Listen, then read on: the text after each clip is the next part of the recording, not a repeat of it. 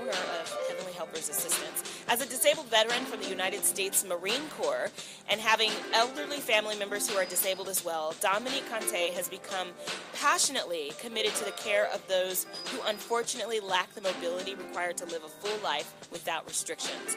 Aside from serving in the United States Marine Corps for years, she completed 2 bachelor's degrees from North Carolina Central University, majoring in criminal justice, with a concentration in law enforcement and political science. At Valparaiso University, Dominique obtained her Master's of Liberal Studies degree studying human behavioral science. She also completed a doctoral program, all but dissertation, from Chicago School of Professional Psychology, studying industrial organizational psychology. Ooh, that's interesting stuff. Thank you and welcome. Thank you. I'm glad to be here. Yeah, it's great to have you. And we also have in the room Miss Melly Mel. Hey. How you doing? Good. How are you? Good. We are just getting started and introducing Miss Dominique. So Yes. could you please tell us, first and foremost, what Heavenly Helpers Assistance is, Right. and why you got started on that? Absolutely. So Heavenly Helpers Assistance, LLC, home care agency. As you stated, it is a home care agency where we provide services to all ages of individuals, from children who may have difficulty or challenges mobility-wise, or have been diagnosed with autism or other disorders where, the caregivers or loved ones basically need some assistance and need help. Okay. We are that relief for them and assistance for them, Wow. so their lives can move as smoothly as possible. We also help young adults who may have been wheelchair bound due to an accident and rehab, or just life itself. And then, of course, our seniors as well. So we have personal caregivers, CNAs, which are certified nursing assistants that are licensed, as well as just sitters and home health aides as well, that come out to the homes or facility or location or wherever the client is to actually offer the services that are required. Okay. I actually started the agency this year, to be honest, because I am a disabled veteran myself, as you had stated, and I'm 50% disabled. I may not look like it, but there are Right. I would days. never guess. Right, there are days when I definitely feel it, and I have to, dress it accordingly. Okay. So coming from higher education, I knew that later on in life, this was going to be more of an issue for me. And I had been contemplating it, to be honest, for about a good 5 years on, I need to do something different, not just for myself, but for others. Like you said, I got loved ones. My mother is a 100% disabled veteran from the Army, United States Army. And my brother is actually her CNA. Wow. So this is close to home. This is very personal for me. So help me understand the distinction between 50% injured, is that what you said? Pretty Or, much, and then disabled 100%. versus 100% Right. disabled. What's the The distinction between that? difference in percentiles have the government determines how injured you are, basically how you came in as your physical fitness, and then ultimately how you're leaving. Got it. What have they done to contribute to you being less mobile than when you came in? Because you have to keep in mind, I came in straight out of high school. I was 18 years old. Okay. Bright-eyed, bushy-tailed, like ready Yeah. to hit the world. So I was very healthy, but the Marine Corps, it is challenging. And, there are things that you go through as a Marine or any branch, but ours in particular, because we are the most challenging. We have the longest training. It's Okay. 13 weeks. We have the longest training out of all of the branches in America. Wow. Yeah. Wow. Yeah. Had no idea. Yes, I have definitely heard that. And Yeah. I'm sorry, I'm a researcher. No problem. I'm analytical. So what was going I through am my too. brain was a theory as you were talking about how you measure Yeah. ability versus disability. Yes. There is a theory that was identified by Alexander Aston, and he focuses on human development, student development, and that kind of thing. And what he said is that colleges should look at an IEO model, the Right. input, the environment, and Right, the output. output. So you're familiar with that. So the input is what you bring to the table. And so Exactly. I immediately heard, okay, so how did you join? How were you? What Right. condition were you in? Right. What did you bring to the table? Right. What did the environment do once you got there? Exactly. And then how did you leave? What was Right. the output? Right, and that's pretty much how the physicians and the military evaluate Okay. on what level needs to be objectified and listed down as, okay, this is something that we contributed to, which is, in retrospect, condoning or limiting her ability in the future. Right. So it's very holistic. Right. For my mom to be 100%, there were injuries due to her being in that the military caused, Okay. which she has for the rest of her life. Okay. Got it. Okay. Well, this is very educational.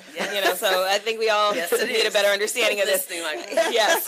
Nice. And so we also need to take a moment to introduce Ms. Danelle Porcher, but we're going to get into trending topics. Tongue-tied. All right. We're going to get into topics. trending topics first, and then we're going to find out who she is. Trending topics. Okay, so trending this week. 5 women have accused California is what I was about to say. Wow. No, 5 women have accused Alabama Republican Senate candidate Roy Moore of sexual misconduct or impropriety. Right. They were all underage girls, and he was an adult at the time of these alleged inappropriate acts. He has denied any wrongdoing and points to a political conspiracy as the reason why the allegations are being made public now. What are your thoughts about that? Do you believe the women?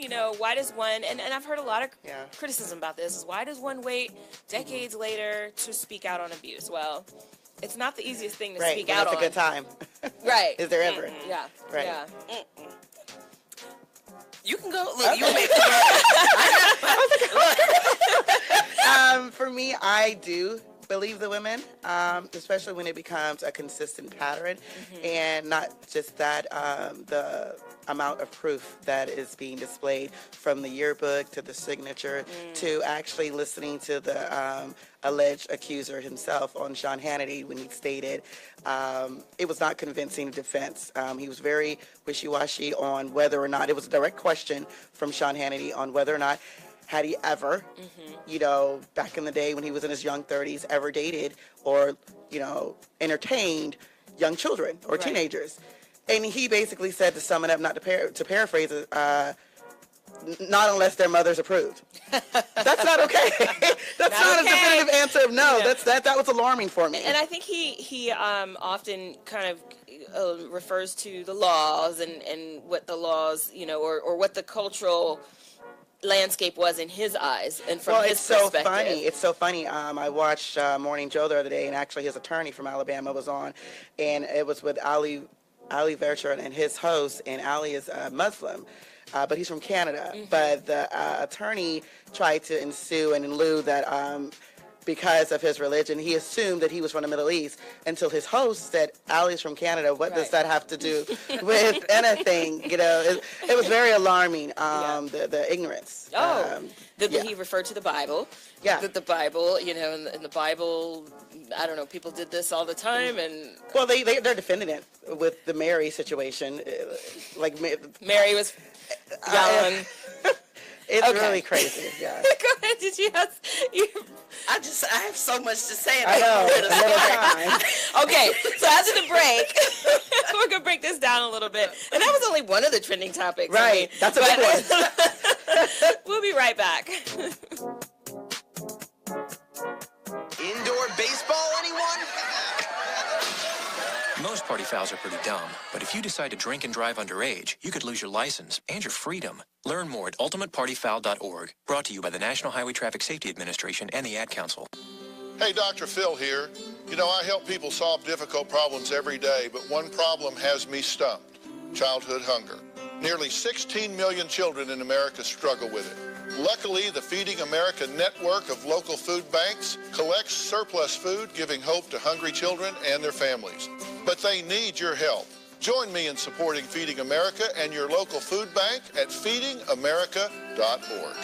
Brought to you by Feeding America and the Ad Council. JBT 700 Miami Circle 30324. It's not a chain, it's a chain reaction. Invest $49 a month at a real gym. For more info, go to facebook.com/Jeans Body Tech.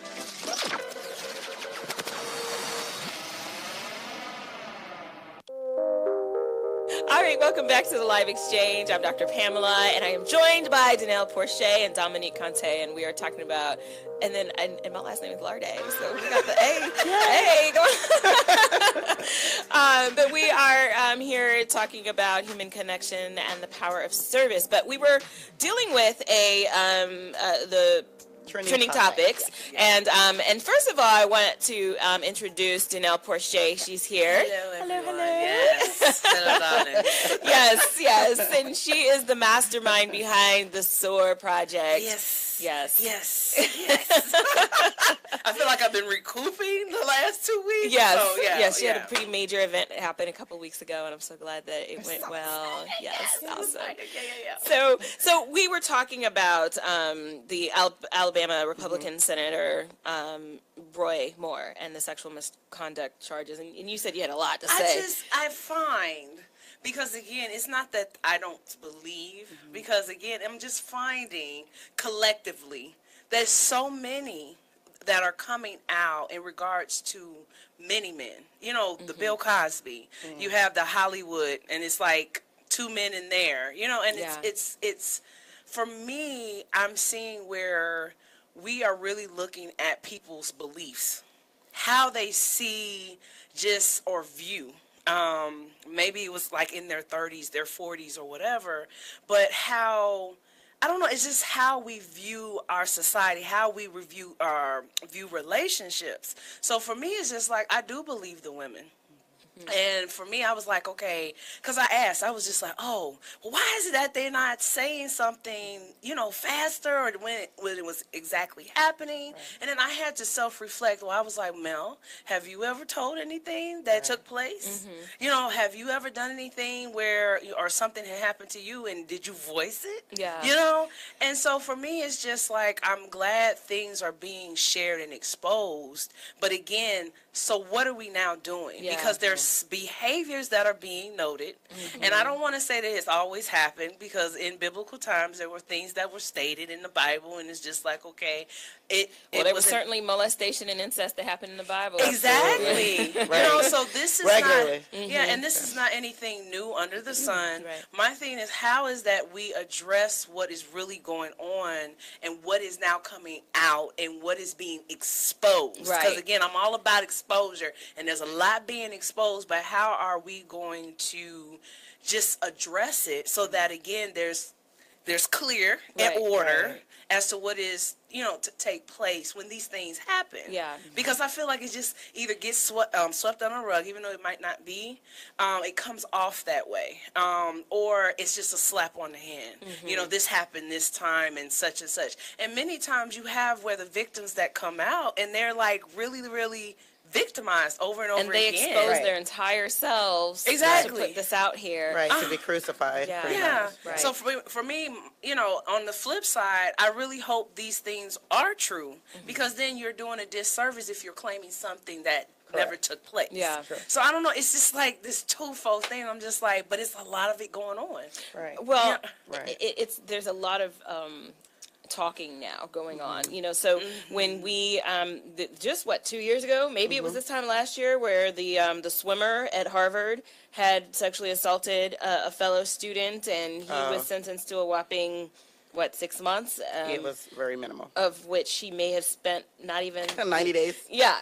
And so, you know, at that point, we were outraged, but it wasn't until the high-profile stuff. Now, the high-profile stuff has been happening, but there's something happening in the air now that is making people... I feel, honestly, it's been amplified due to the election of our new commander-in-chief, with, you know, the videotape on him on the bus, and then about 16 or 20 women that came out against him. Right. And for whatever reason, he is now our president. It's just amplified. And perhaps predators are feeling more comfortable. I mean, my goodness, he's the highest, most powerful of the land. Right, so they're emboldened. Absolutely. Because I was going to ask, this time last year, you know, this was when all of the women were coming out and saying... Yeah, it was about 20 of them. It was a lot of them. Well, and I know that there was a trial that was supposed to happen in December after he got elected, and then that somehow just kind of got... He settled. So we are now giving the attention and the time and the dignity to these Absolutely. things that just a year ago, Right. all his supporters were like, oh no, he didn't, let's justify Right. it and let's explain it away, and now people are not trying to explain it away.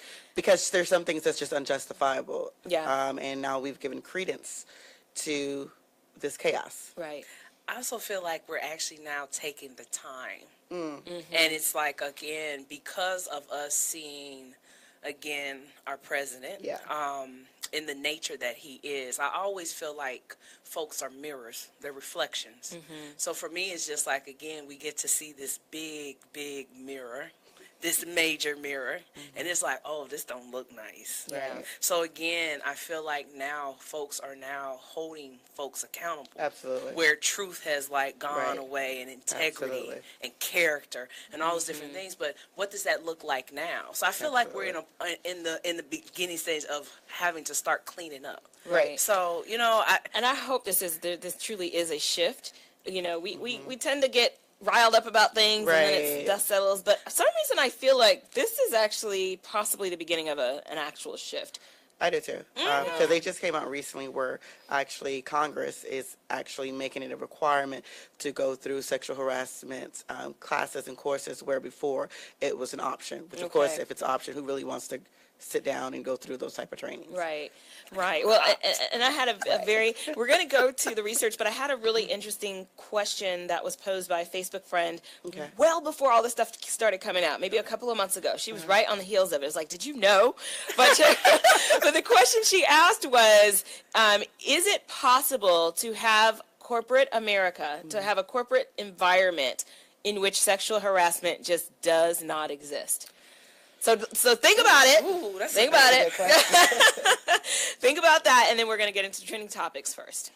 In the interest of science, science, science, science, science, science, science. Okay, so today's research is brought to you by Red Door Consulting. So Red Door Consulting is run by a woman named Tarshish Jordan, who I know personally, who happens to be very passionate about image consulting and making sure that we present ourselves well and that we bring to the table our best selves so that we can be more positively received. And she talks a lot about how many more deals have been closed and how much more money is brought to the table just by improving the image. So that is Red Door Consulting. They're a boutique management consulting firm that prides itself as an innovative leader in brand development. So let Red Door Consulting upgrade you and your business today. Visit them at reddoorconsulting, the number 8.com, reddoorconsulting8.com, and let them upgrade you. So upgrade you. So this article comes from mentalfloss.com. I don't know if either of you've heard of Mental Floss. But what it is basically 7 scientific benefits of helping others. So, and as we have heard, I'm sure both of you have heard that there's benefits that come with helping others, the endorphins that arise, when we are doing something outside of ourselves and doing something that's fulfilling. So volunteering your time, spending money, energy on other people can yield the following benefits. So the first one is helping others can help you live longer. So if you want to live a little longer, think regularly about what you can do to assist in a soup kitchen, at Heavenly Helpers Assistance. Yes, absolutely. Yes. And these kinds of activities can improve your health in ways that lengthen your lifespan. So volunteers have shown an improved ability to manage stress and stave off disease, as well as reduce rates of depression and increased sense of life satisfaction. So that alone, if it was just one, would be worth it. And I'll give you another one. Altruism is contagious. So when you are doing good, other people feel compelled to do good as well. So when one person performs a good deed, it causes a chain reaction. And one study found that more people are more likely to perform feats of generosity after observing another doing the same. So that whole, I was at Starbucks and somebody bought my... that commercial I've seen. Yeah. And there's a lot of, trend. and that tends to compel them to do the same for others. So That's awesome. I'll give you the others throughout the course of the show. Stay with us. We'll be right back. Y'all need anything else? Sensation Station Network. People been saying to your friend, get a different face, and posting on their feed, they're super ugly. The things they say to them online are cruel and they're not true. So tell your friend, I'll stand up for you. Don't worry, I know what to do. Know someone being bullied online? You can be a witness and make a difference by letting the world know it isn't cool and by letting your friend know you care. Learn more at eyewitnessbullying.org. Brought to you by the Ad Council. I'm more resourceful than I thought. My suit can still make an impression. My video games are still game changers. And my lamp can bring others a bright future. Because when I donate my stuff to Goodwill, it helps fund job placement and training for people right in my community. Now my stuff gets a second chance. And will give someone in my community a second chance too. Goodwill.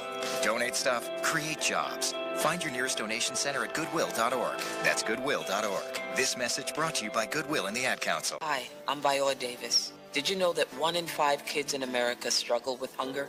Growing up, I was one of those kids. But we can solve this. When we make breakfast happen for kids in our neighborhood, we have the power to end childhood hunger, create bigger, brighter school days, and healthier minds and bodies.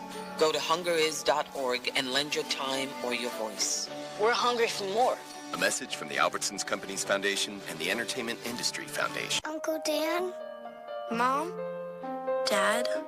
If you store your guns properly, so not just anyone can get to them. I'll feel safer when I'm playing outside. Safer when walking home. Safer when my friends come over. As your neighbor, I'll feel safer. As a school teacher, I'll feel safer. We'll all feel safer. Your family, friends, and neighbors are all counting on you. If you own a gun, you have a full-time responsibility. When you aren't using it, be sure it can't get into the hands of curious children, troubled teenagers, a thief, or anyone else who might misuse it. Remember, always, lock it up. For more information on firearm storage safety, visit ncpc.org. This message brought to you by the National Crime Prevention Council, the Bureau of Justice Assistance, and the Ad Council. All right, welcome back to the Live Exchange. I'm Dr. Pamela, and today we are talking about human connection and the power of service. And so one of the things that I asked for you all to think about when we come back earlier was about sexual harassment and whether or not it is possible, and this was a question that was posed by a friend on her Facebook page, is it possible for us to have a corporate America or just a company, let's just pick one, we don't even have to say across America, that does not have sexual harassment? I don't know if it's 100% possible, but I feel that it could be minimized greatly the more with diversity of gender. For example, absolutely. And the more openness that you have at your company. For example, my company, I'm obviously the CEO of my company, but I'm all for openness. We have a zero, obviously, policy for sexual harassment. And, you know, it's kind of the opposite in my company. There's more women than men. Okay.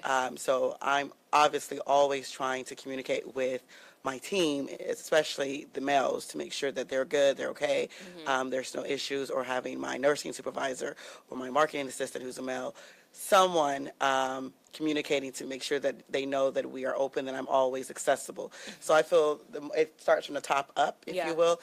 If they're more accessible to their staff and their team, then it lessens the possibility and probability of it happening. Right. And it's interesting that you reach out to the males to make sure they're okay as the minority group. It's actually them, which is very rare in corporate America. Well, because a lot of people will dismiss the experience of males and say, you know, and so there are, and I happen to know a lot of very aggressive female professionals who I wouldn't put it past them to, you know, do something, grope a guy in a certain way and expect him to be cool with it, you know? That is so, like, demeaning. Yes, it is. Because it's like, I don't want to say it's reversed, but again, I feel because we have grown in such a patriarchal society. Patriarchal. Yeah, patriarchal society, And so it's one of those things where, again, I feel like there's this shift or there's this balance to where, okay, there has to be consideration about other people's perspectives. Right. And again, in understanding what sexual harassment means to each individual person. Right. Because where one action, I'm not saying that it's right or wrong, may be viewed as sexual harassment. For somebody else, it might not be. Right. So how is it that you, again, honor each individual's definition of that? And like you said, you're being open, it's coming from the top and trickling down, but having those honest conversations and then people actually really, thinking like And what is giving it their that input, providing their like input. what is sexual harassment period for you, right?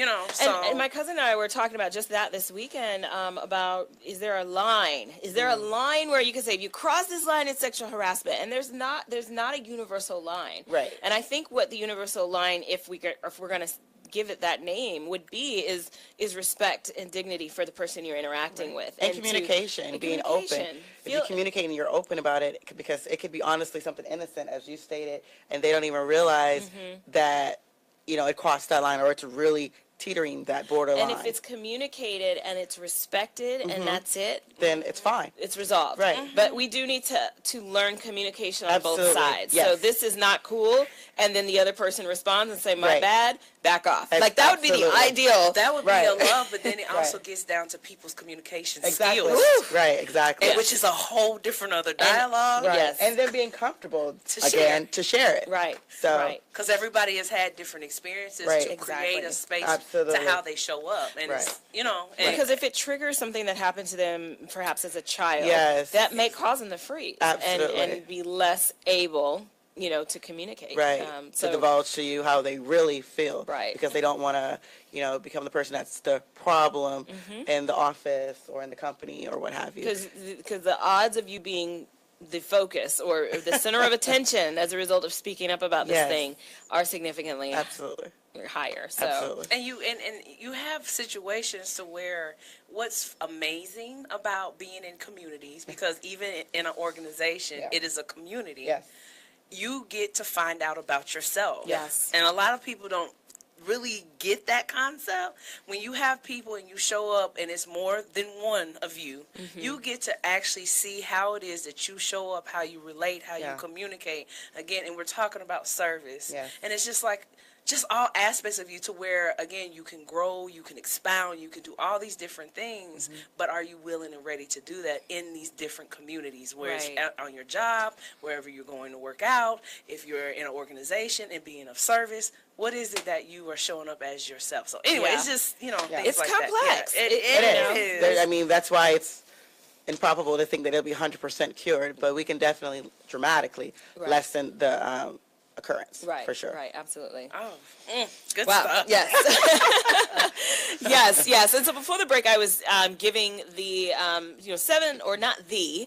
7 scientific benefits of helping others. And so I gave the first 2, which is to live longer and that it's contagious. Number 3 is helping others also makes us happy. And so we have our own sense of fulfillment. If you look at Maslow's survival, or I'm sorry, hierarchy. Yes, he talks about self-actualization and that being able to not only just become fully who you are, but finding a sense of fulfillment in your life as a result. And so, so that's another one. Number 4 is helping others may help with chronic pain. Hello. Yes. Yes. I know. And so according to one study, people who suffered from chronic pain tried working as peer volunteers. As a result, they experienced a reduction in their own symptoms.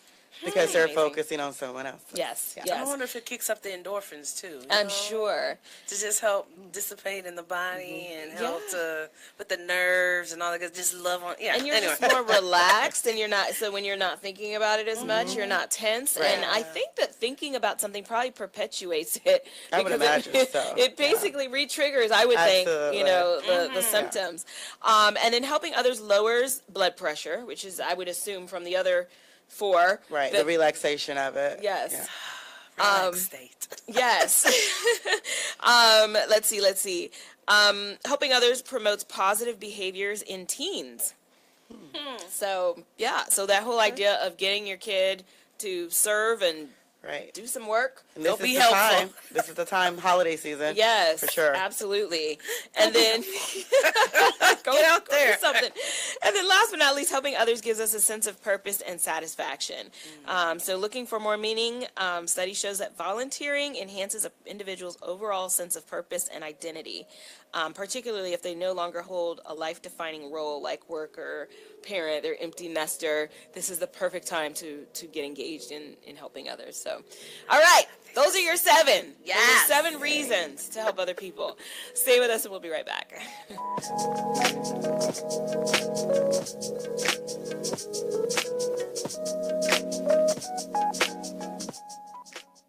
Uncle Dan? Mom? Dad? If you store your guns properly, so not just anyone can get to them. I'll feel safer when I'm playing outside. Safer when walking home. Safer when my friends come over. As your neighbor, I'll feel safer. As a school teacher, I'll feel safer. We'll all feel safer. Your family, friends, and neighbors are all counting on you. If you own a gun, you have a full-time responsibility. When you aren't using it, be sure it can't get into the hands of curious children, troubled teenagers, a thief, or anyone else who might misuse it. Remember, always, lock it up. For more information on firearm storage safety, visit ncpc.org. This message brought to you by the National Crime Prevention Council, the Bureau of Justice Assistance, and the Ad Council.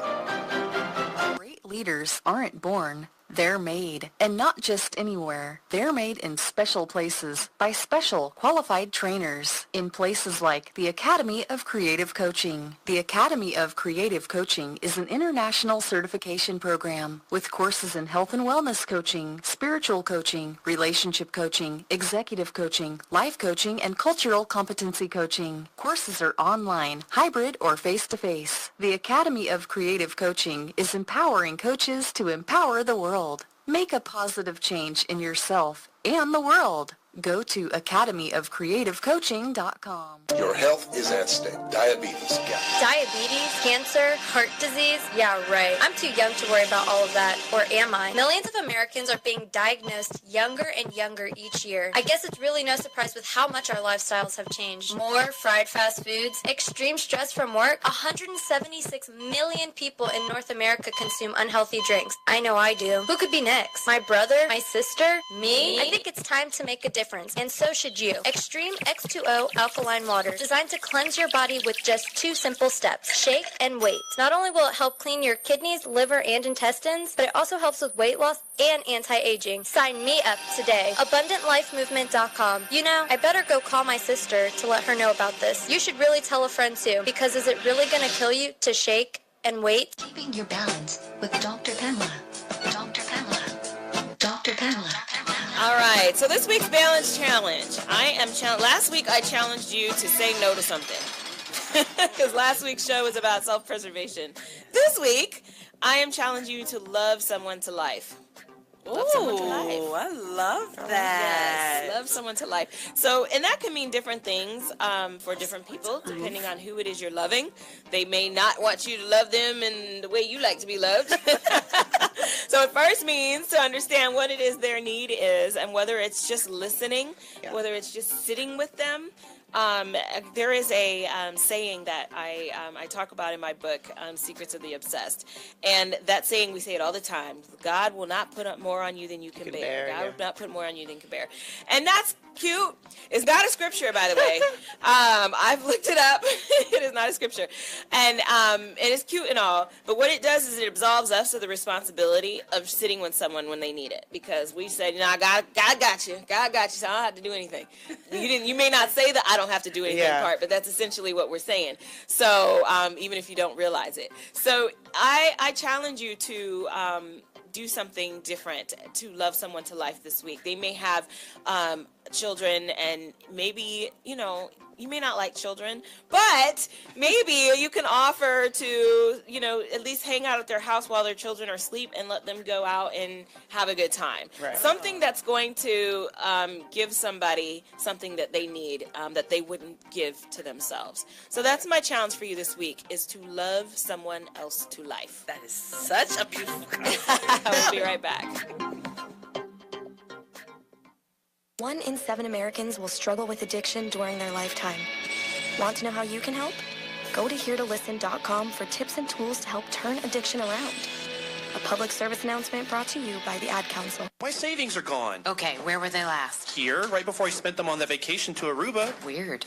Not weird. Not saving now means no money later. For free ways to save, go to feedthepig.org. This message brought to you by the American Institute of CPAs and the Ad Council. And so a new American industry has been born. Sensation Station Network. All right, welcome back to the Live Exchange. I'm Dr. Pamela. I am joined by Dominique Conteh and Danelle Porcher, and we're talking about human connection and the power of service. Give us a call. We'd love to hear what you have to say about this topic. If you have any questions, any contributions, you can either call or text this number, 678-613-5857. Also, Dominique Conteh has a company called Heavenly Helpers Assistance, and we're going to learn a little bit more about what it is that they do, because maybe there's some assistance that they may be able to provide for you or your loved ones, or maybe there's a way that you can get involved. I don't know. We'll find out. So Dominique, so tell us a little bit more. So when you described the organization, the company, my thought was, before you described it, my thought was, okay, so it'll help, it's hope for the elderly in your family. Right. And then you described this whole other scope of services. You know, you even mentioned autism. And, so tell me a little bit more about the services you offer. So if you go to our website, www.heavenlyhelpersassistance.com, you can click on the service link there, or page, if you will, and it gives you everything as far as all of the services we apply to. Some of them are from meal preparation to transporting your loved one to the doctor, running errands, or just activities and events that they may want to go to, companionship, helping your loved one if they need assistance bathing, toiletry, grooming, getting dressed, pet care, plant care, we do it all. So companionship, just like the whole, just sitting with somebody, spending time with them. That's what the sitters would do. And then the nurses would do more of assisting with bathing, toiletry, and those type of things where you actually have to physically put your hands on the client. Okay, got it. So they have to have a certain level of training. Absolutely, absolutely. But all of them are experienced, but the more hands-on is where you have the nurses that actually come and do those things with the loved one. Absolutely. Okay. Yes. So are there people whose job is solely to offer the non-hands-on, the companionship? Yeah, or those are the sitters. Taking to, Yep. got those it. are the sitters and Got home it. health aides. Absolutely. Okay. And what kind of training does it require to do that? Right. You have to have at least a year of experience being a caregiver and basically handling or dealing with individuals that need a sitter. Okay. So that would have to be displayed on your resume when you submit that. And you can submit your resume to Heavenly Helpers Assistance at gmail.com. Got it. So, but obviously if you're a nurse, you would have to have your CNA licensure, and not just a certificate, but actually the license from the state of Georgia. All of our team are licensed, background screens, first aid, certified, as well as CPR certified. They all have auto insurance, everything, because we are mobile. We actually go wherever the client is to service them. Absolutely. Wow. That is so cool. I have a question, because I know we talked about earlier I want to make sure I get it right, the input, output. Input, environment, output. Yep.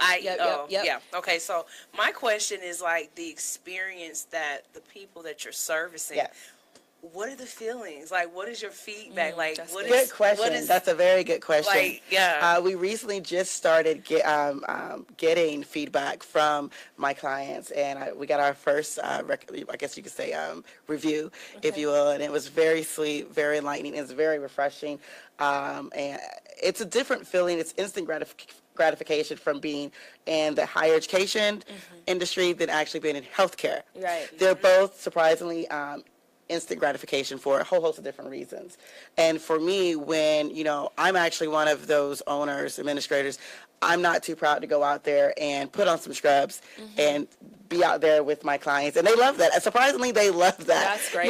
Because I'm like, hey, my mom is 100% disabled. My brother's her CNA. I'm disabled. I'm used to this. Like, I'm not above, going out with my clients. Actually, I quite enjoy it. To go out there and spend time with them. I do home visits once a month just to see how we're doing. I'm very big on customer satisfaction and getting feedback, which is why we've just started requesting that they do reviews for us and let us know what we can do, if anything, differently, so we can improve. I'm all about that because nobody is perfect. So we're all about customer satisfaction, customer service, and that's our motto. We have a motto on our website, which is uncompromising excellence and commitment to care. Those are the three things that my team and I live by. That's how I surround myself with individuals, and that's what I would like for my team to project pertaining to my company. I love it. So cool. I love it. And I'm hearing, because you're one of the programs that you were in focused on organizational psychology. Is that correct? Or, yes. Okay. So I hear a lot of that organizational psychology coming through and how you design. I try to implement everything. Yes, I can hear it. And then and so when we talk about that's two different questions. Let me separate this out. So with the organizational so how have you directly incorporated your experience, your learning, your education of organizational psychology with the business that you have here? That's a good question, and I'm still doing that. I'm actually learning more to delegate and not do everything myself, because I'm very, very hands-on. Yes. I'm like, no, I mean, I want to do it. They're like, we got relax, we got it. So that's the best kind of team to have. It really is. It's awesome, from my marketing assistant to my nursing supervisor to my team of nurses and sitters, and my recruiter, who I just brought on recently. They're all great. They take a whole host of weight off of me because I would act like an octopus with several tentacles and try to do everything myself. I still get carried away with that, but I'm learning to delegate more for sure. Yes. And, and trust. When you have a team behind you, you could do anything. A great team, you can do anything. And also, if they want to know more, or if they have a loved one that need my services, they could give us a call on our 24/7 line at 678-922-9294. And I actually, because I like to be involved, I actually answer the phone on that. I'm here now, but it comes directly to my cell phone, the business line. So again, that's 678-922-9294. Okay, all right. That is awesome. Okay, stay with us. We'll be right back. Great leaders aren't born. They're made, and not just anywhere. They're made in special places by special qualified trainers in places like the Academy of Creative Coaching. The Academy of Creative Coaching is an international certification program with courses in health and wellness coaching, spiritual coaching, relationship coaching, executive coaching, life coaching, and cultural competency coaching. Courses are online, hybrid, or face-to-face. The Academy of Creative Coaching is empowering coaches to empower the world. Make a positive change in yourself and the world. Go to academyofcreativecoaching.com. Uncle Dan? Mom? Dad? If you store your guns properly, so not just anyone can get to them. I'll feel safer when I'm playing outside. Safer when walking home. Safer when my friends come over. As your neighbor, I'll feel safer. As a school teacher, I'll feel safer. We'll all feel safer. Your family, friends, and neighbors are all counting on you. If you own a gun, you have a full-time responsibility. When you aren't using it, be sure it can't get into the hands of curious children, troubled teenagers, a thief, or anyone else who might misuse it. Remember, always, lock it up. For more information on firearm storage safety, visit ncpc.org. This message brought to you by the National Crime Prevention Council, the Bureau of Justice Assistance, and the Ad Council. So, I'm a dog, and I just got adopted by this new human guy, and I'm starting to wonder how he got along without me. I mean, okay, something as simple as walking around the block. He's got this leash thing, and he puts me on one end and him on the other, and I'm just taking him around. I think he's afraid of getting lost. Without that leash and me guiding him along, I don't think he'd find his way back home. but it's kind of cute. A person is the best thing to happen to a shelter pet. Be that person. Adopt. Brought to you by the Ad Council and the ShelterPetProject.org. Sensation Station Network. Say about that. All right, welcome back to the Live Exchange. We are talking about human connection and the power of service. Give us a call. We'd love to hear what you have to say. You can call or text 678-613-5857. I'll say it again slower. 678-613-5857.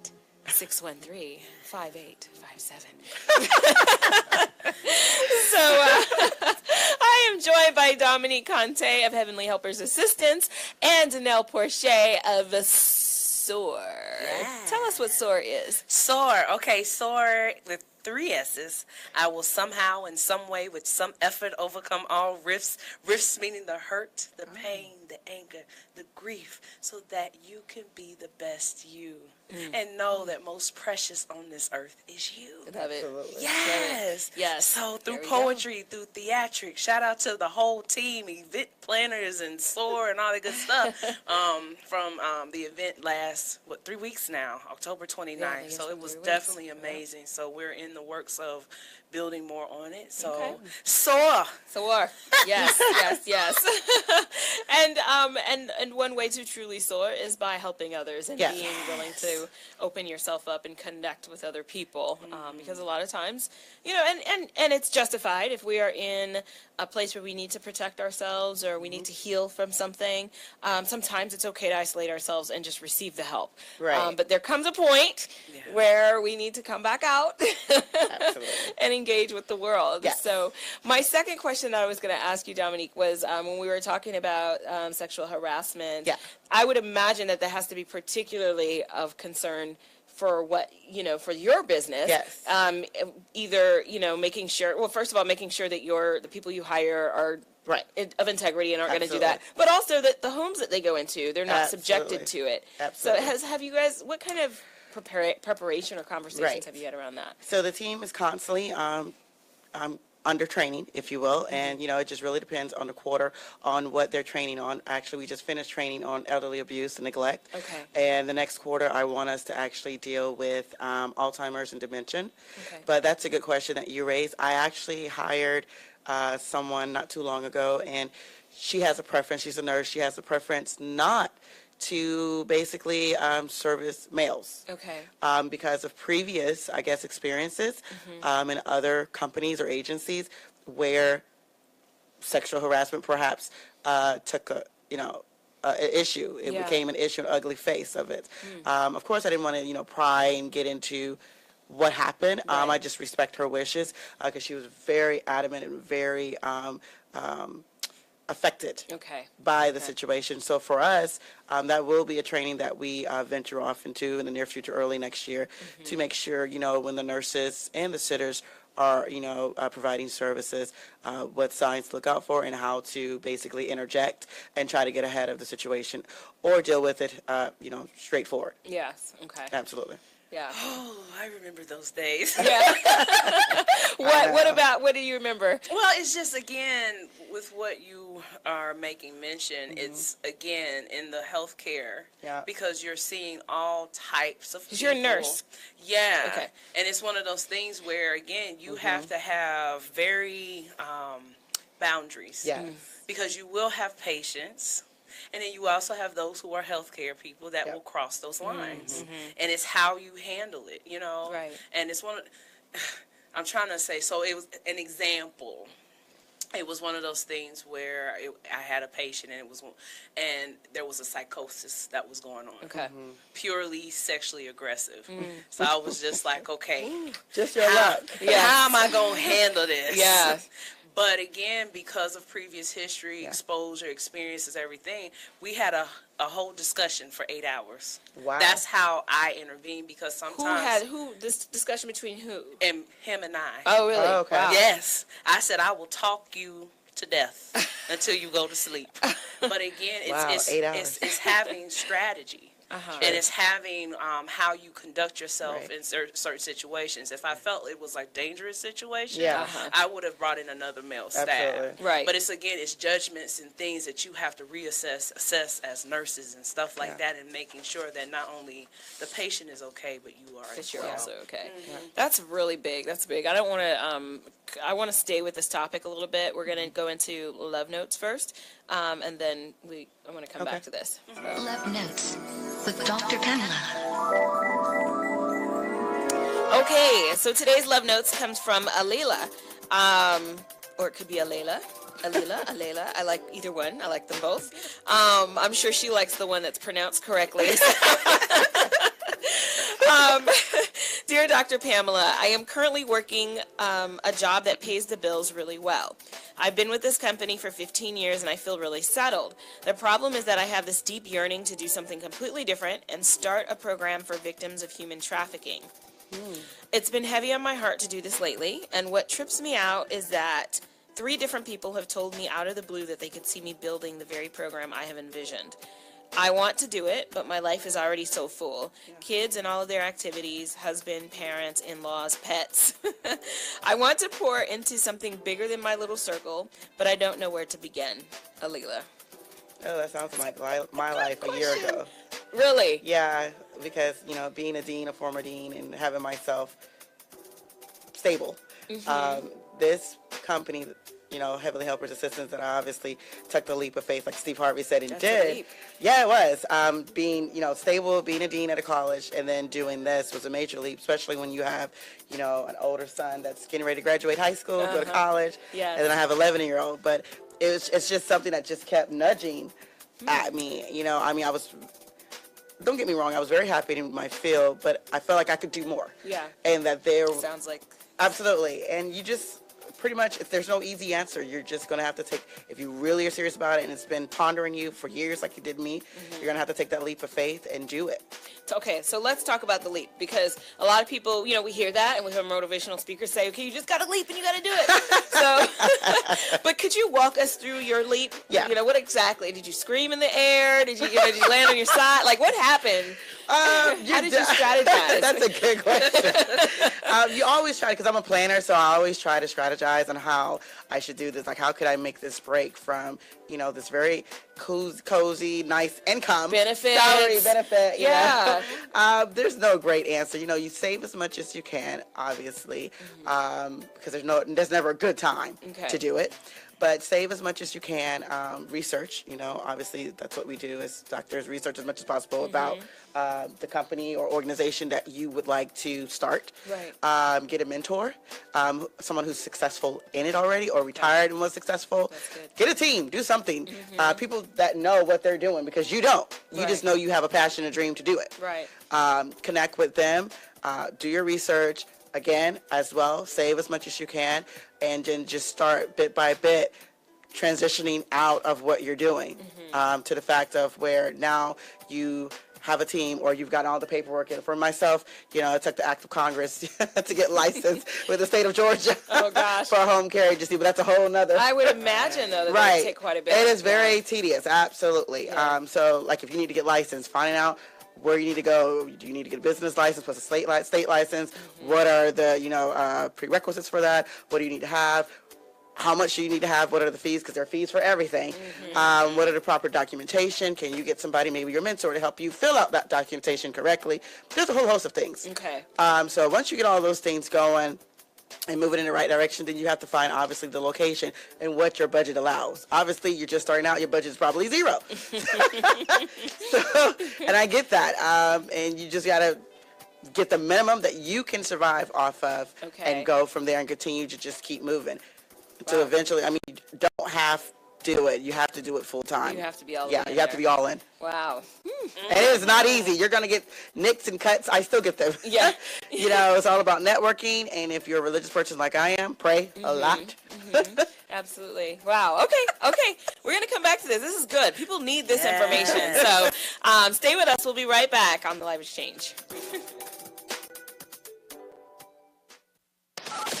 Now we come to the special feature of our program. Sensation Station Network.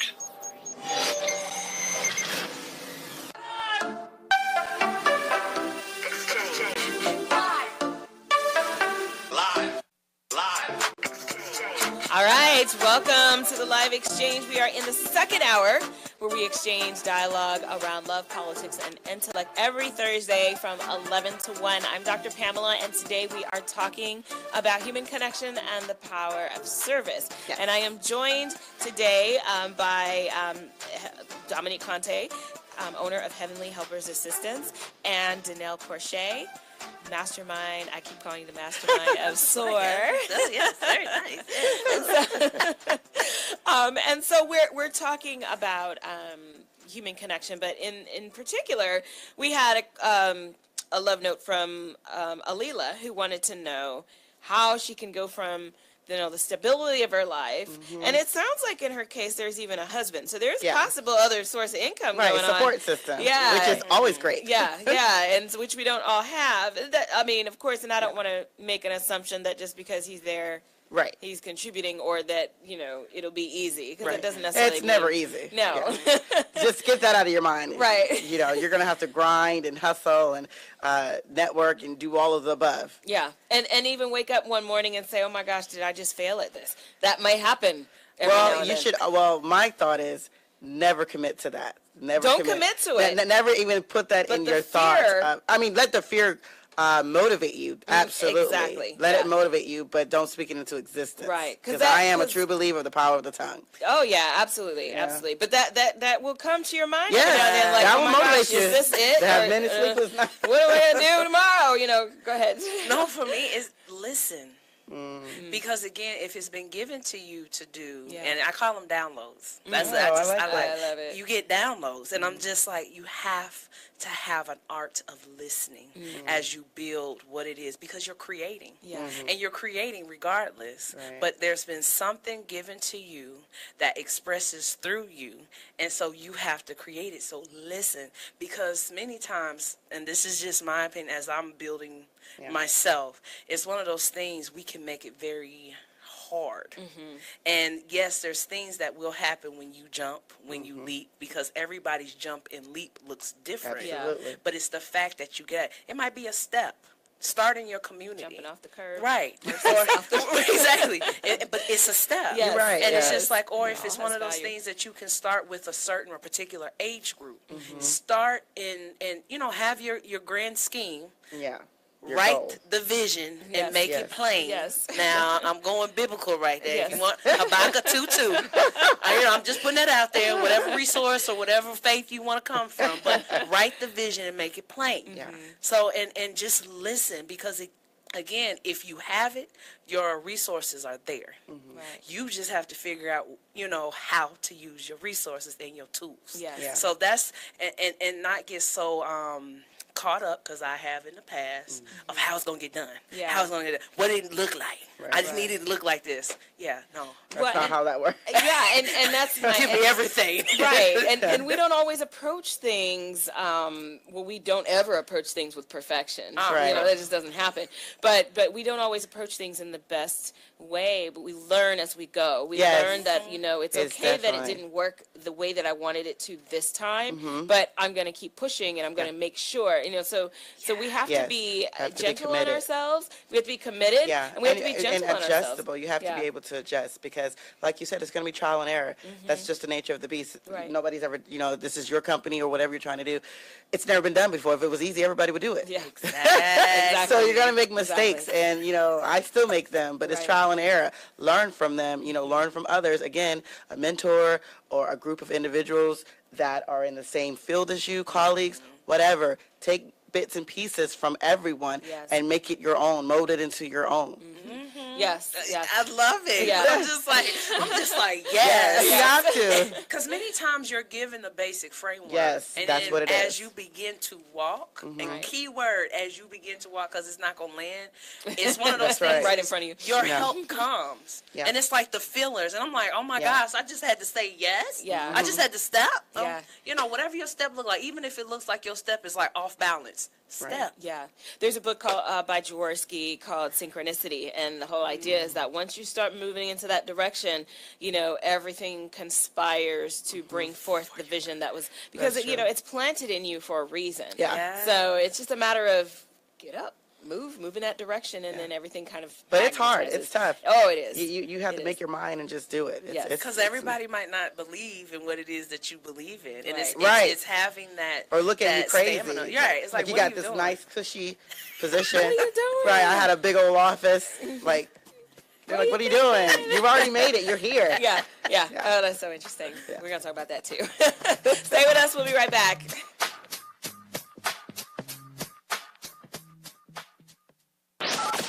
Now we come to the special feature of our program. Sensation Station Network. When it comes to saving money, don't act like a baby. Goo goo gaga. Be the boss and make a budget. I'm the boss, baby. You're not the boss of me. I am the boss of you. Are not. M2. Are not. M2. Need a little help? Aren't you gonna do any work? I'm very busy delegating. Create a personalized savings plan. We can share. You obviously didn't go to business school. And get other tools and tips at feedthepig.org. Brought to you by the American Institute of CPAs and the Ad Council. Vince Lombardi once said that it's hard to be aggressive when you're confused. Some of us think that taking our lives to the next level, both personally and professionally, is a confusing and complicated process. Guess what? It's not, and I can prove it. My book, Truisms, will show you how living your life by rules that are so self-evident and obvious, you'll say, I knew that. This powerful yet short, detailed bestseller is on sale right now, under $10. Go to michaelmcfadden.com. That's michaelmcfadden.com, and let Truisms help you to the next level. From the University of Alabama, the Dallas Cowboys, Super Bowl, then prison. The remarkable story of Sherman Williams that you must read to believe. Crimson Cowboy, Peace Between the Lines, is the incredible journey of an NFL star continued road to redemption. You must get this book now at crimsoncowboy.com. crimsoncowboy.com. Okay, so 5 tacos of cheese and a large soda. That's $10,012. Please drive around. Wait, 10,000 what? It's obvious you're buzzed and driving. I've only had a few. I'm fine. Yeah, the food's $12, but getting pulled over for buzz driving could cost you around $10,000 in fines, legal fees, and increased insurance rates. Please drive around. Actually, just park and come in. Nothing kills a buzz like getting pulled over for buzz driving, because buzz driving is drunk driving. Brought to you by the National Highway Traffic Safety Administration and the Ad Council. Primary election. Lack of diversity. Gas prices. Michael Plus trending topics. All right, so trending. There's a lot trending.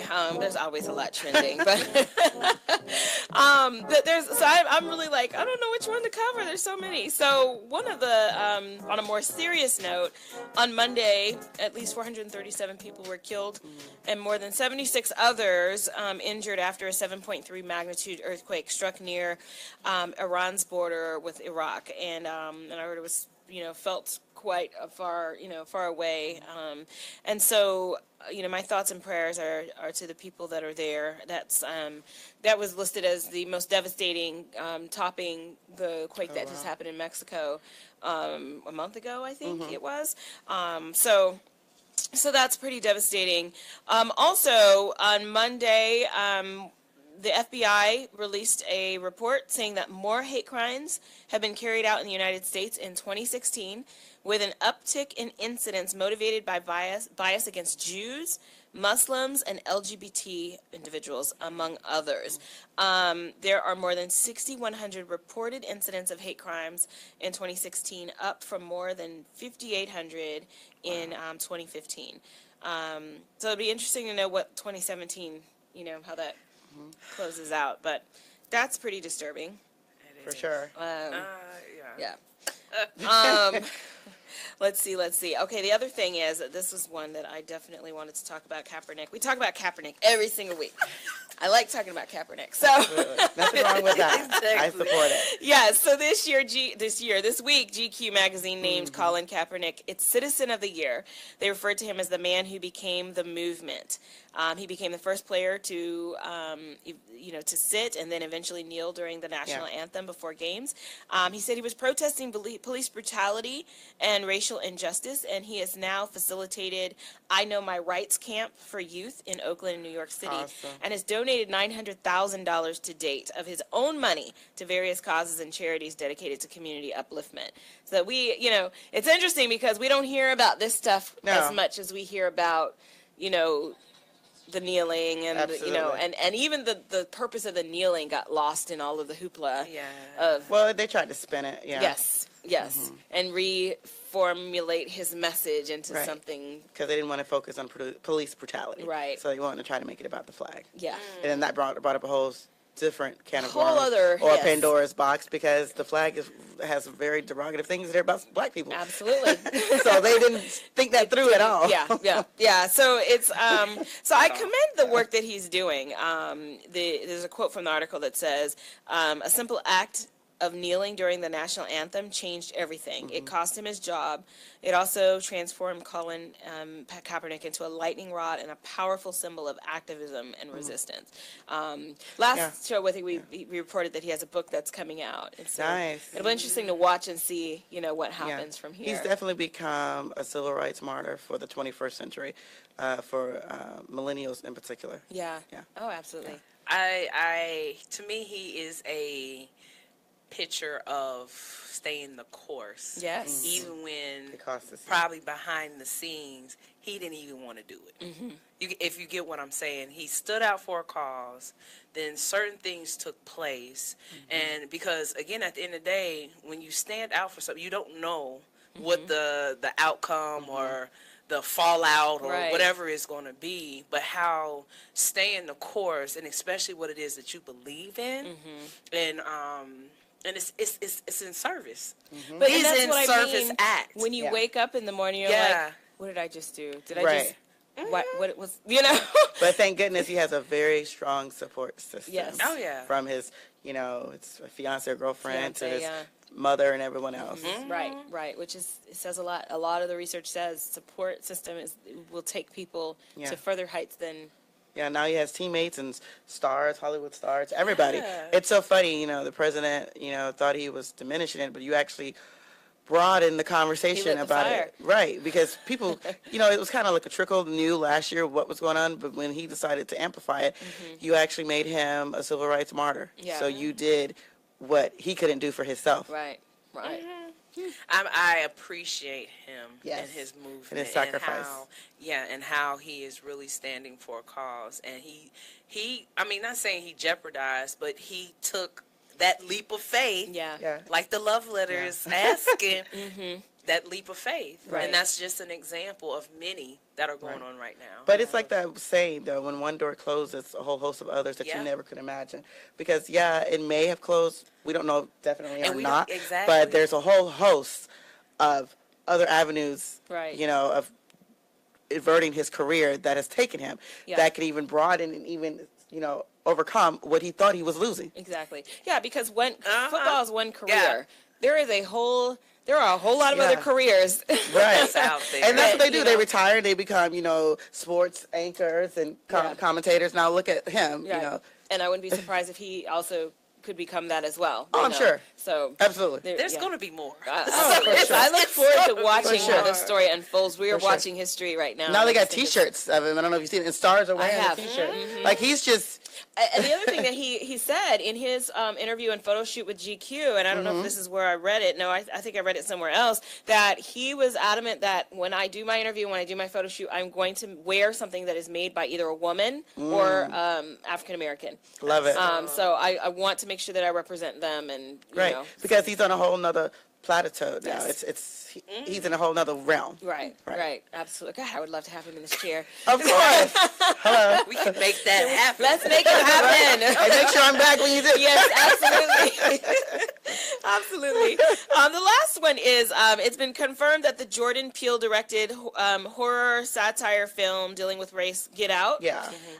It has been nominated as a comedy. That's so disrespectful. At the upcoming Golden Globe Awards in January. That's absurd. Yeah. It's not a comedy. Yeah. They're making light of it because they don't want to internalize actually what goes on, not all the time, but in a lot of American households, where you have different... Now we just right. exposed it. You just peeled it off, you know, took the Band-Aid off, and now you're exposing different generations of people, of race, of culture, where in the older generation it was common perhaps to, you know, feel uneasy with, you know, African Americans around, where the newer millennials, they're looking at you like, what are you talking about? You know, this is my best friend, this is my boyfriend, this is whoever.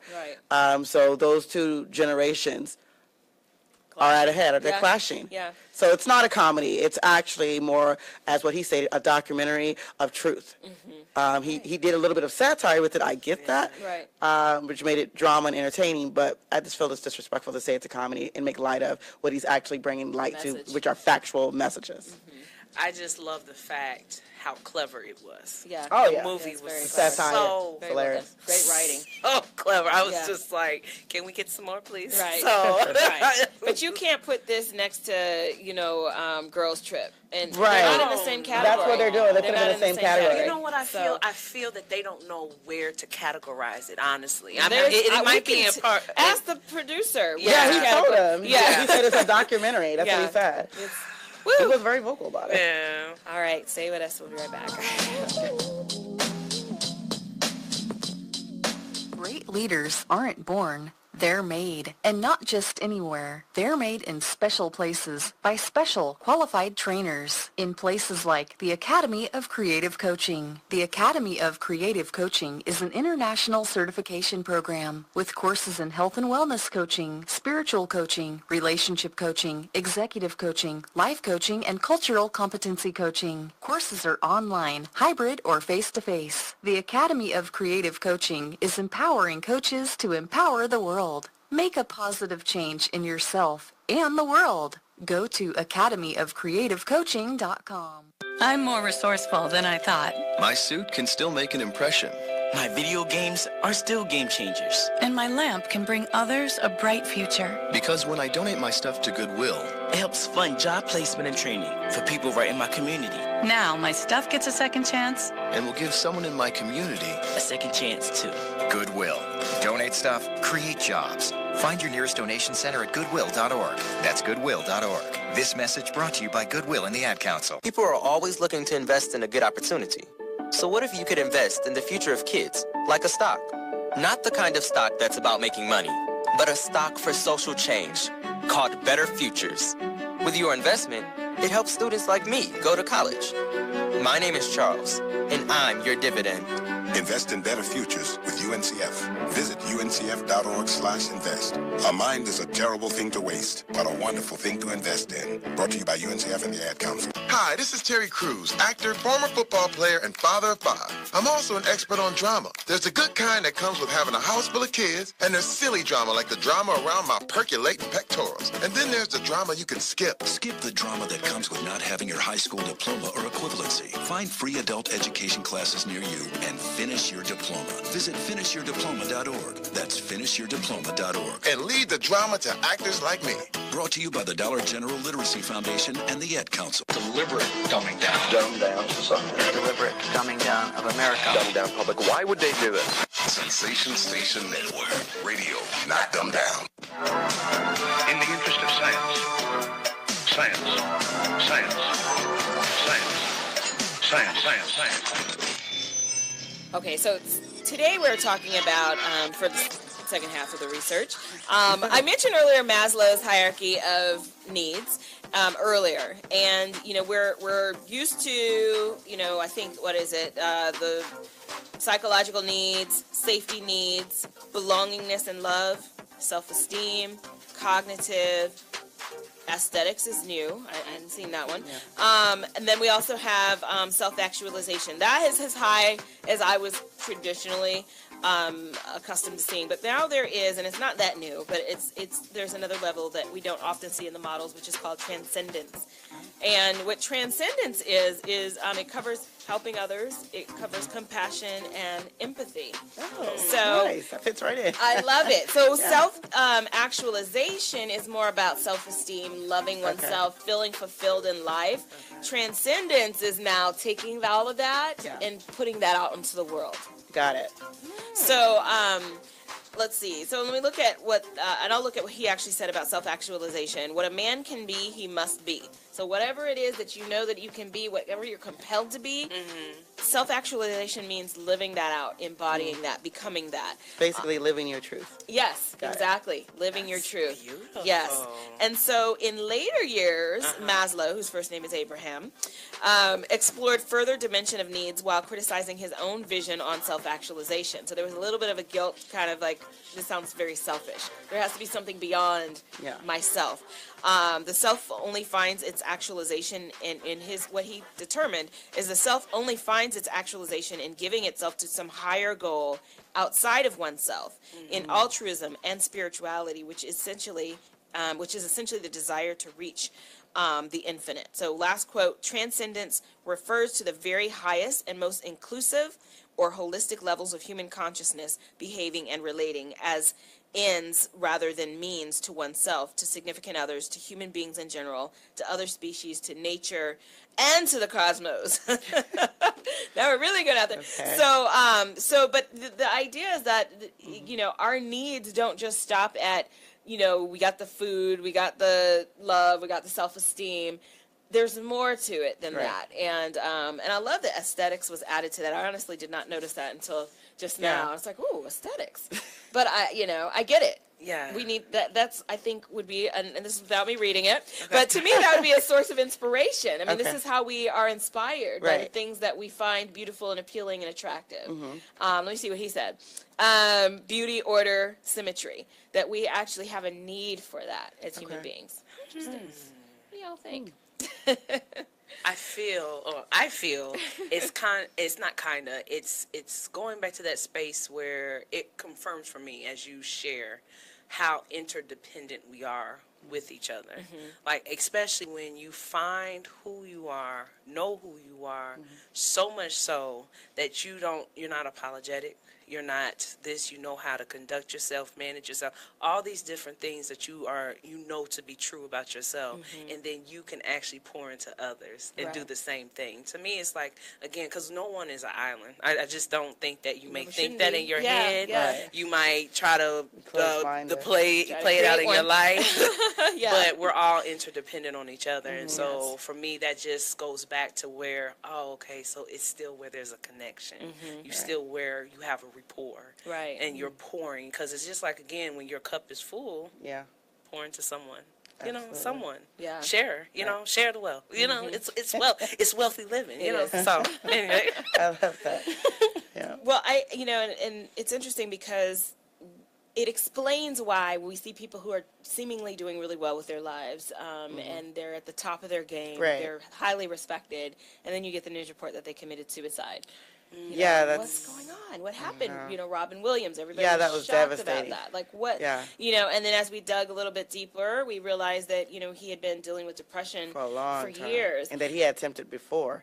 Yes. I was like, wow. And you know, and I wasn't aware of that. Me either. But it explains, you know, this model to me helps explain why, even when we're at the top of our game and we're accomplishing all the things that we set out to accomplish, why there may still be a level, aside from, you know, because I definitely acknowledge the chemical imbalance that happens with depression.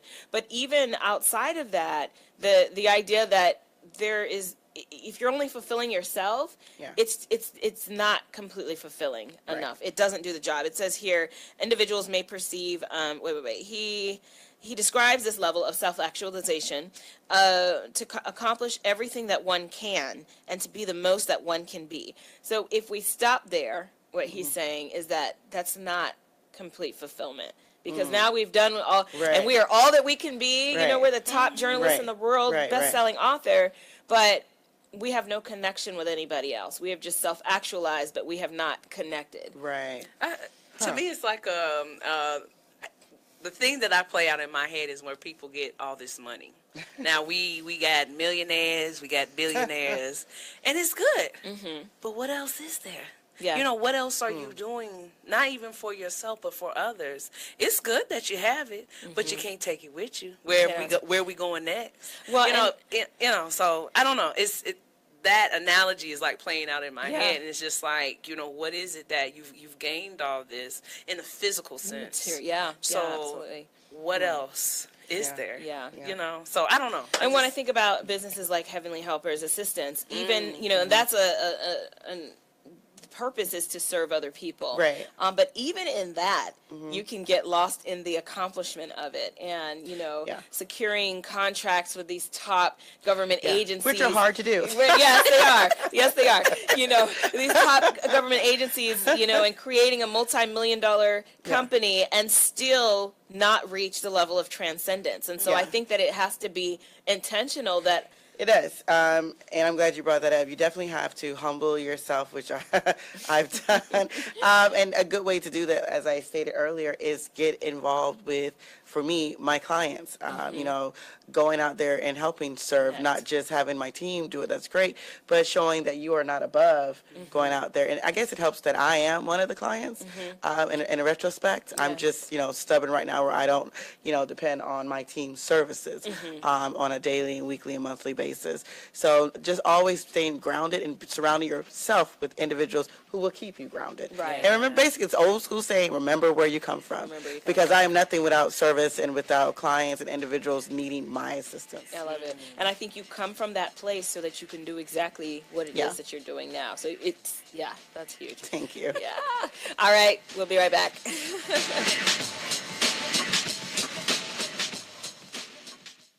Vince Lombardi once said that it's hard to be aggressive when you're confused. Some of us think that taking our lives to the next level, both personally and professionally, is a confusing and complicated process. Guess what? It's not, and I can prove it. My book, Truisms, will show you how living your life by rules that are so self-evident and obvious, you'll say, I knew that. This powerful yet short, detailed bestseller is on sale right now, under $10. Go to michaelmcfadden.com. That's michaelmcfadden.com, and let Truisms help you to the next level. Hi, I'm Viola Davis. Did you know that 1 in 5 kids in America struggle with hunger? Growing up, I was one of those kids, but we can solve this. When we make breakfast happen for kids in our neighborhood, we have the power to end childhood hunger, create bigger, brighter school days, and healthier minds and bodies. Go to hungeris.org and lend your time or your voice. We're hungry for more.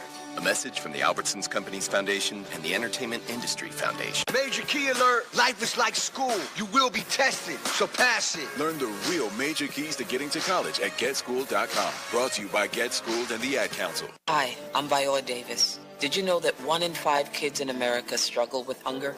Growing up, I was one of those kids, but we can solve this. When we make breakfast happen for kids in our neighborhood, we have the power to end childhood hunger, create bigger, brighter school days, and healthier minds and bodies. Go to hungeris.org and lend your time or your voice. We're hungry for more. A message from the Albertsons Companies Foundation and the Entertainment Industry Foundation. Welcome back to Live Exchange. I'm like, where's the music? I hear it. I'm spoiled. Oh, this is my jam.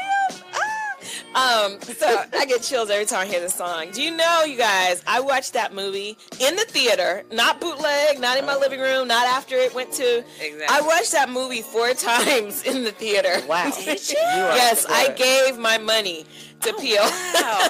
All right now. 4 times. Hopefully money got to him. Yeah. 4 times I saw that movie because I've had friends was like, you guys got to go see this. I'll go with you. Come on, let's go. Did you learn something different every I saw time? something Did you? different. Okay. Every single time. Okay. Every time. And, you know, and it's crazy because a lot of my friends caught it the first time. I'm like, this is my 3rd time. How'd you? How come I didn't see that? You know, they're figuring things on something out. else. Yes. I mean, they're figuring stuff out that I'm like, you're not supposed to know that already, you know. But one of my friends is real quick. Like, she got it right away. Wow. Like, dang. Wow. So, yes, that was a good movie. I highly recommend it. Mm-hmm. What were we were talking about Maslow. Yes. The song threw me off. I just love the song so we much. had just finished talking about my company and, you know, the services and things that we provide. And all that stuff. Because we're talking about transcendence. Transcendence. Another Transcendence. level to the hierarchy. So, Yes. Yeah. So, one of the things that I that motivated or inspired the topic for today is the idea of human connection. And I'm really a big fan of Brene Brown, and she does a lot of work on human connection, authenticity, overcoming fear. And I wanted to read a little bit of her interview. She was interviewed about her views on human connection, and this was one of her responses. She said, "We've sorted ourselves into factions based on our politics and our ideologies. We've turned away from one another and turned toward blame and rage.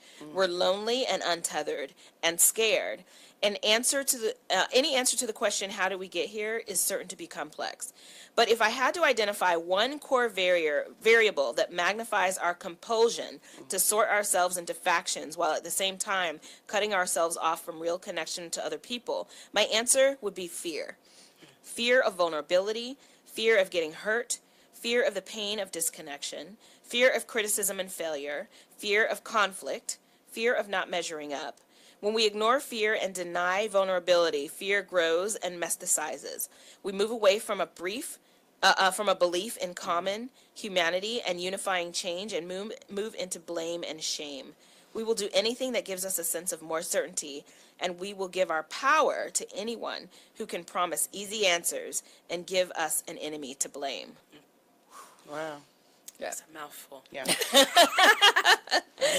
Yes, and gives us an enemy to blame, because what happens when we have somebody to blame? It takes it off, projects off us. Yeah, we're innocent, we're pure, we're great. It's What's not our wrong fault. with them? It's not our fault. Right. What's wrong with them?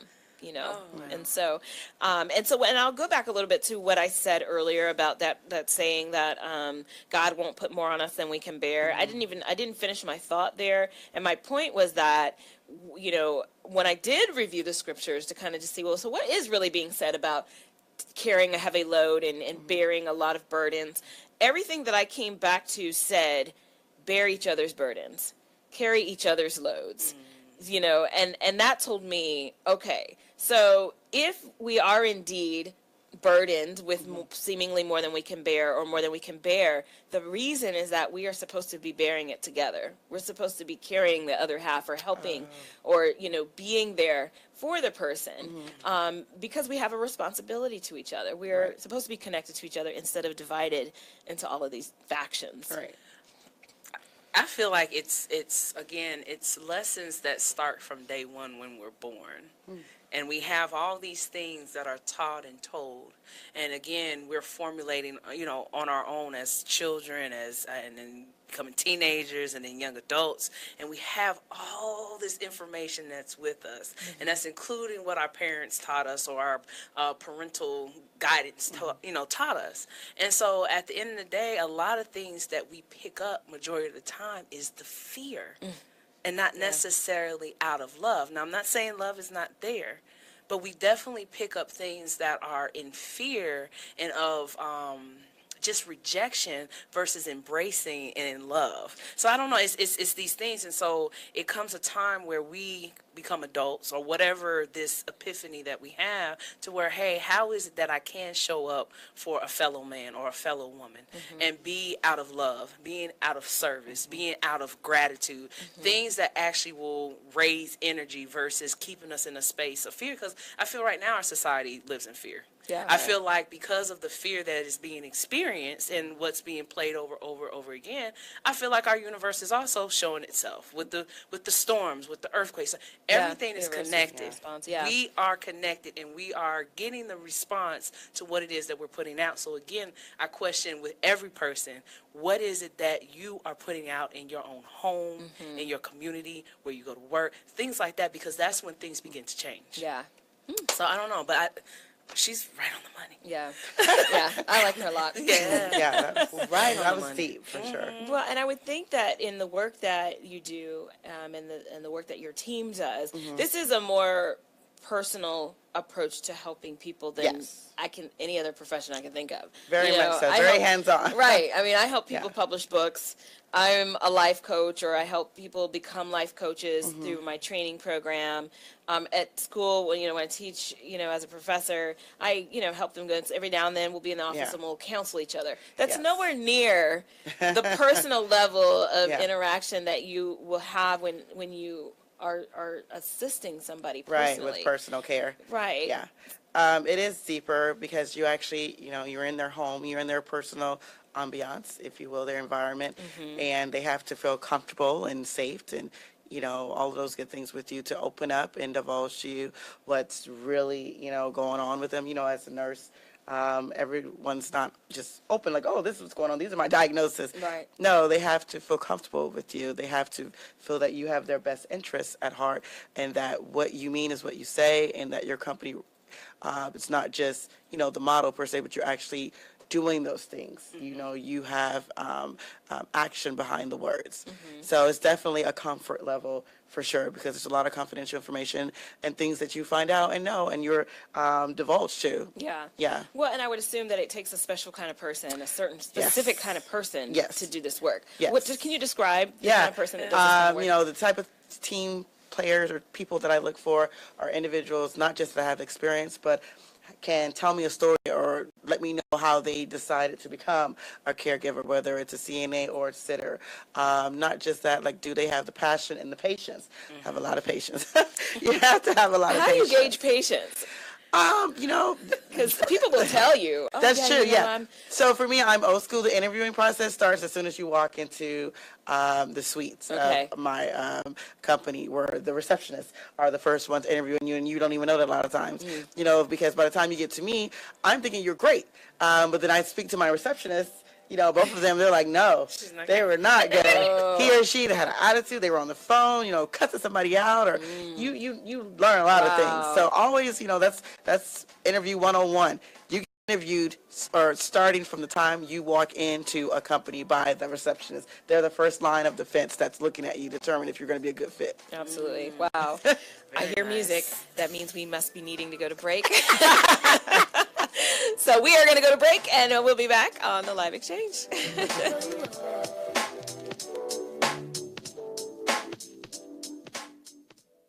Adopt US Kids presents Multiple Choice Parenting. Your daughter just had her first breakup. Do you A, put yourself in her shoes? How could he do this to you? And for Sheila, she has split ends. B, console her. Oh, sweetie, this is going to happen a lot. 4, maybe 5 more times before you get married. C, take charge. Got to get this all straightened out. Keep a little talking to, man, mano a mano. Hey, Steve. It's now a good time? No?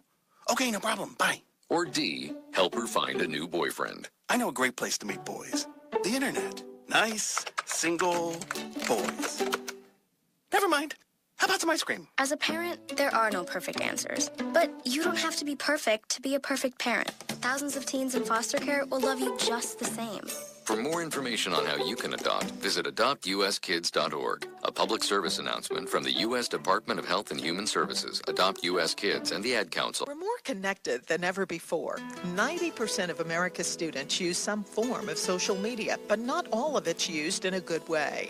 Hurtful posts online are leading to social isolation for many. Psychologists say it's bullying in a brand new way. Well, Beyond Differences and I Keep Safe are looking to change that with ideas for students, their parents, and even teachers. Take the pledge to be kind online and learn more at wearekindonline.com. From the University of Alabama, the Dallas Cowboys, Super Bowl, then prison. The remarkable story of Sherman Williams that you must read to believe. Crimson Cowboy, Peace Between the Lines, is the incredible journey of an NFL star continued road to redemption. You must get this book now at crimsoncowboy.com. crimsoncowboy.com. Keeping your balance with Dr. Pamela. Dr. Pamela. Dr. Pamela. All right, so this week's balance challenge is to love someone to life. Love someone to life. We talk about self-love a lot. Last week's topic was about self-preservation. This week, I want you to think about loving someone to life. We looked at earlier Maslow's hierarchy of needs, and so there's a whole set of needs there. If you don't even know where to start, in loving someone to life, look at one of these needs and figure out how you can help fulfill that need for somebody else. There's psychological needs, food, shelter, water, sleep. You have safety needs, protection, security. You have belongingness and love, which involves communication, intimacy, social interaction. Yes, intimacy is helping to fulfill, is loving someone to life. So we'll just say if you're married and you haven't been intimate with your spouse and you know that's what your spouse wants, try it. Try it.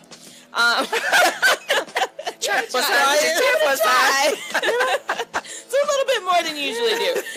Just something out there. Esteem needs, cognitive needs. Maybe your kid or somebody needs to know that they are a smart, brilliant person.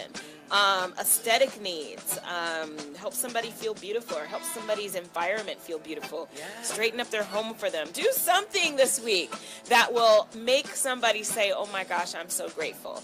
It's Thanksgiving, so it's not, so we can trigger gratitude in other people. Yes, we can trigger gratitude in other people by loving them to life this week. So that is my balance challenge for you.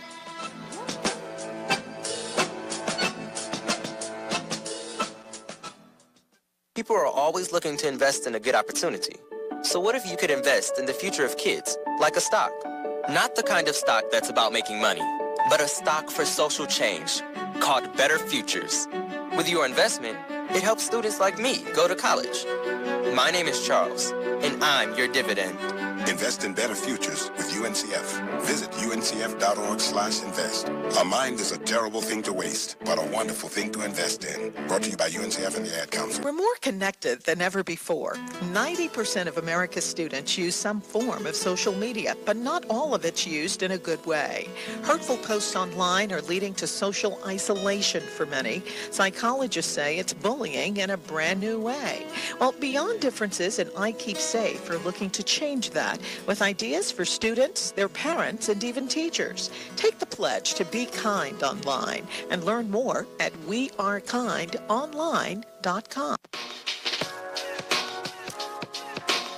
All right, welcome back to the Live Exchange. I'm Dr. Pamela, and we are talking about human connection and the power of service. Joined by... who's first? Dominique Conteh of Heavenly Helpers Assistance.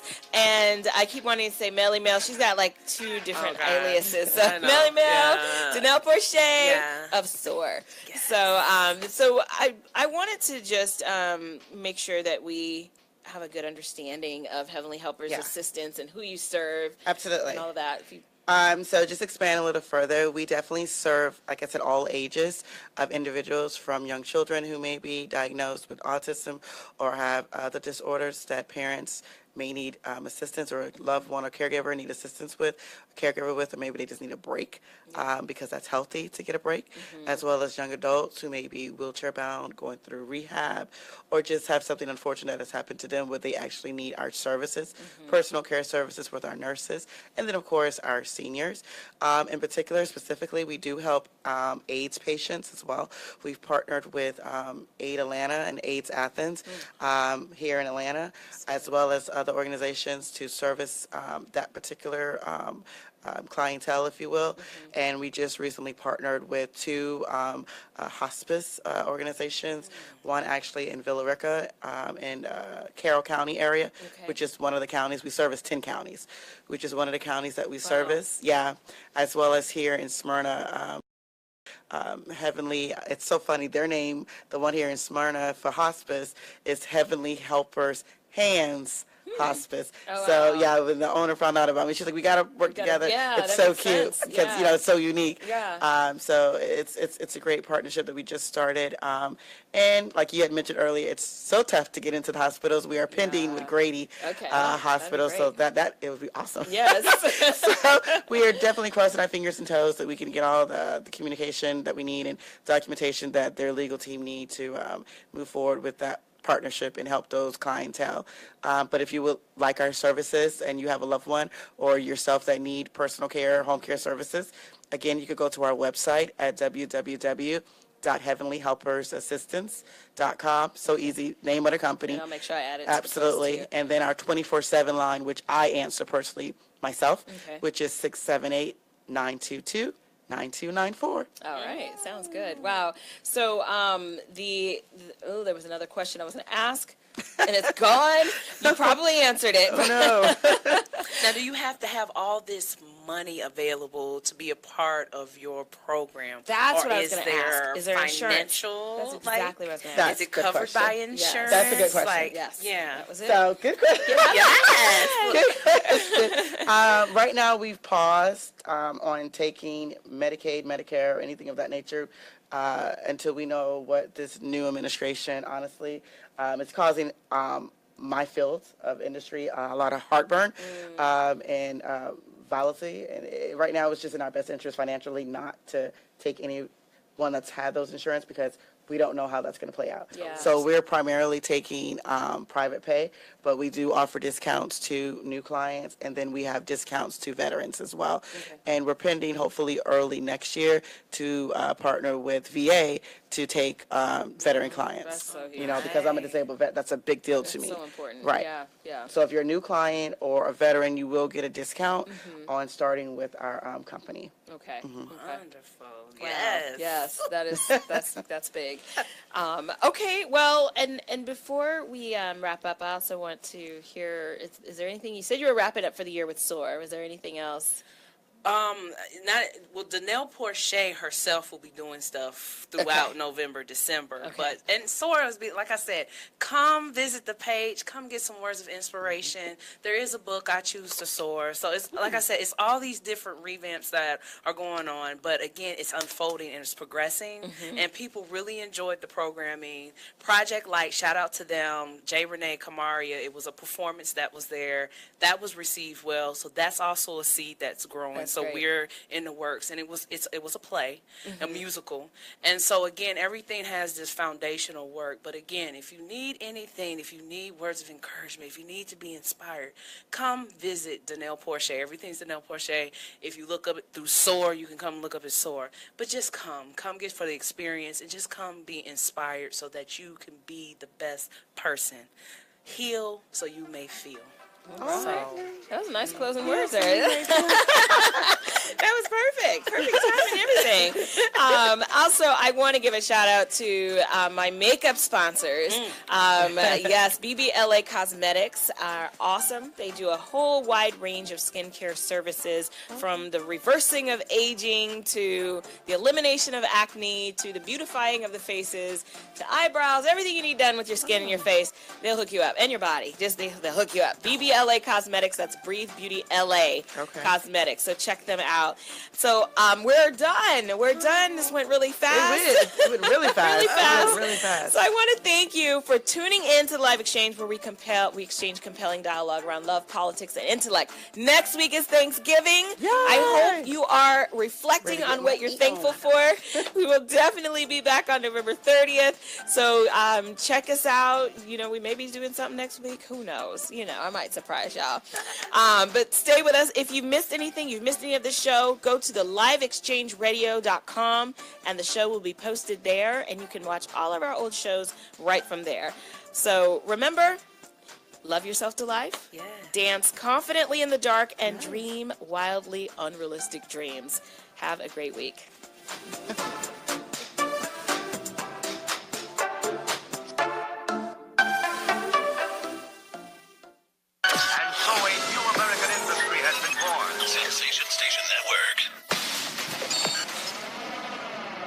To the P, Don Carleone, Migos and Sean Paul in the building. And you know we smoke to the face. Everybody saying up. My girl got the body when you got 12 more than about a billion.